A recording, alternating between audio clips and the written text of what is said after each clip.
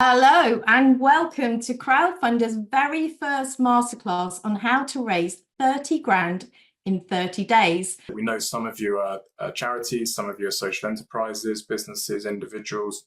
We don't really care what type of organization you are.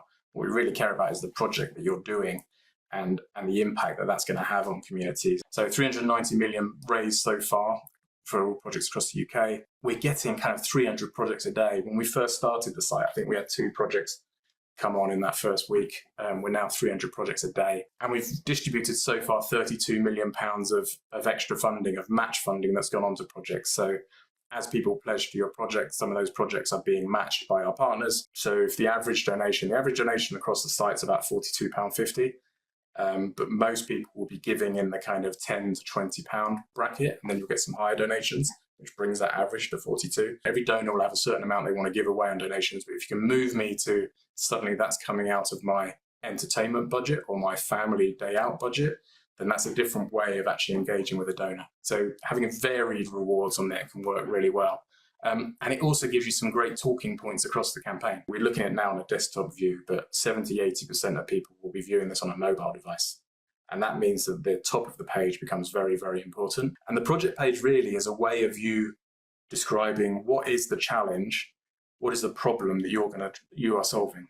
And that's what your donors want to know, is what is the problem that you are solving as an organization. Target is always a really interesting question. How much can I raise?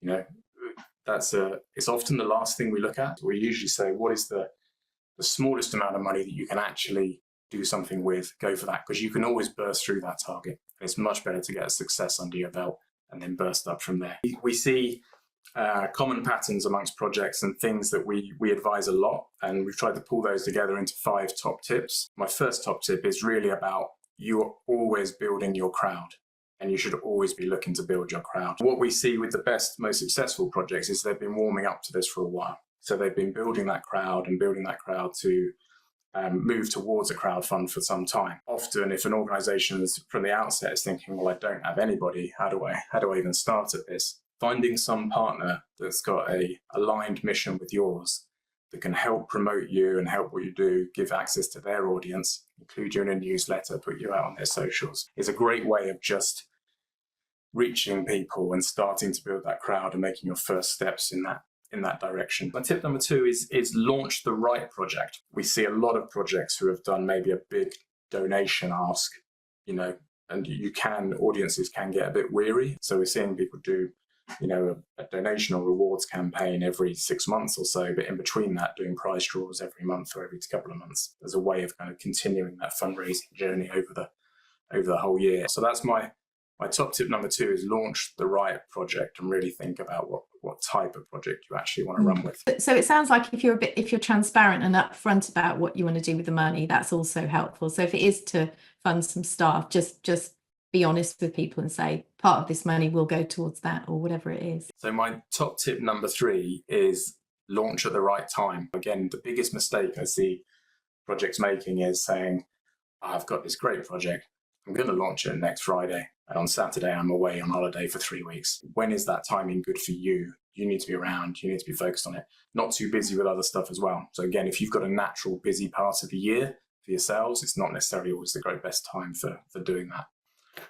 When it's good for your donors as well. So top tip number 4 is to have a plan, and at its most basic level is a 30-day plan. It's what are we going to do for the next 30 days to fund this thing. That'll be a mixture of, we're going to email these people, we're going to put this out on social media, we're going to hold this event. The biggest mistake I see projects doing is you fire all your guns on day 1.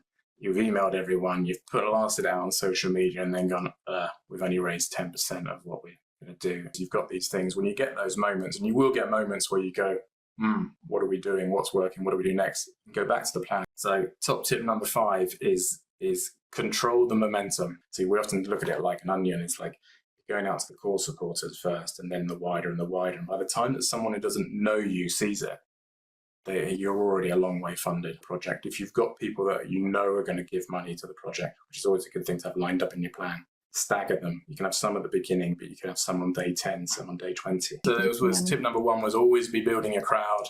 Tip number 2 is launch that right project. Is it donations? Is it a prize draw?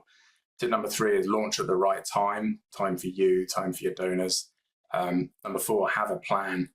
Have a plan for the whole team and make sure the team's involved in that planning as well and the execution of it. And number 5 is really to control the momentum of the project, get off zero as quickly as possible, and then fly from there.